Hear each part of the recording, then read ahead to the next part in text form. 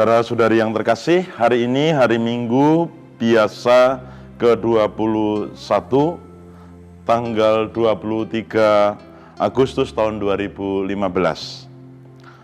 Apa yang bisa kita renungkan berkaitan dengan bacaan-bacaan hari ini?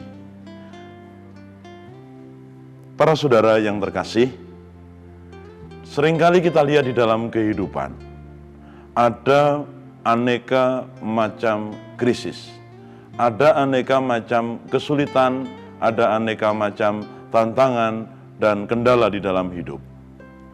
Menarik bahwa di dalam situasi itu ada orang-orang yang hanyut, hancur, tetapi di sisi lain ada juga orang-orang yang justru mampu berdiri, mampu melewati saat-saat krisis seperti itu. Dalam bacaan pertama, Yosua menjelang akhir hidupnya menawarkan kepada para tua-tua bangsa Israel. Mereka diminta untuk memilih mengimani Allah Yahweh atau mengimani Allah lain atau dewa-dewa lain. Dan mereka itu memilih Allah Yahweh tetap sebagai Allah mereka. Saudara-saudari yang terkasih, apa yang melatar belakangi ini semua? Tidak lain adalah pengalaman orang-orang Israel sendiri akan Allah. Allah yang telah berkarya begitu banyak bagi mereka. Allah yang telah membebaskan mereka dari Mesir, dari perbudakan di Mesir, ataupun juga Allah yang telah menyertai mereka di padang gurun selama 40 tahun. Pengalaman cinta kasih Allah yang sedemikian luar biasa ini membuat mereka tidak bisa berpaling ke lain hati. Sama juga di dalam Injil kalau kita lihat, Yesus juga melihat ada begitu banyak orang yang setelah mendengarkan pengajaran Yesus tentang roti hidup, mereka meninggalkan Yesus seorang demi seorang.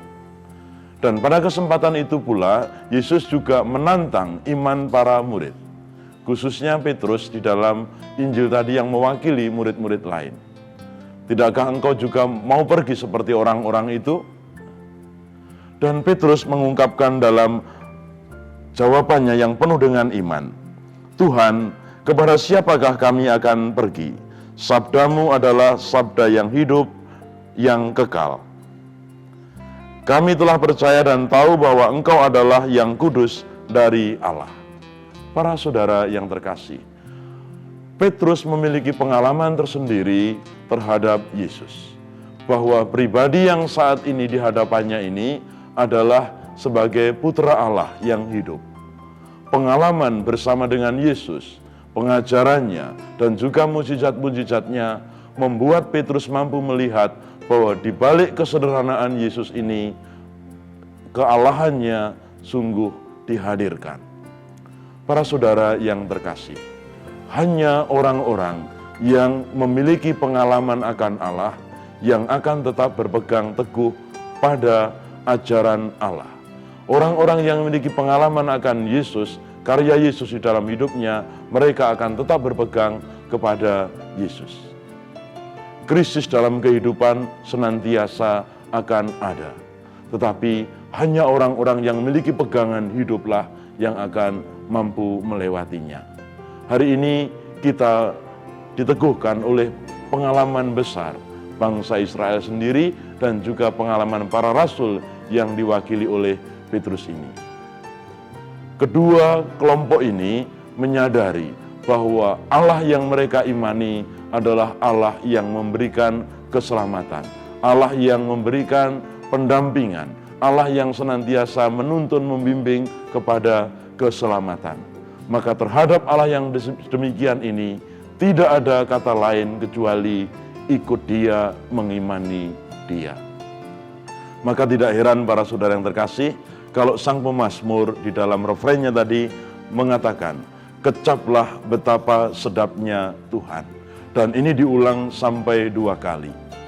Mau mengajak kita bersama untuk senantiasa menggali pengalaman akan Allah di dalam kehidupan kita.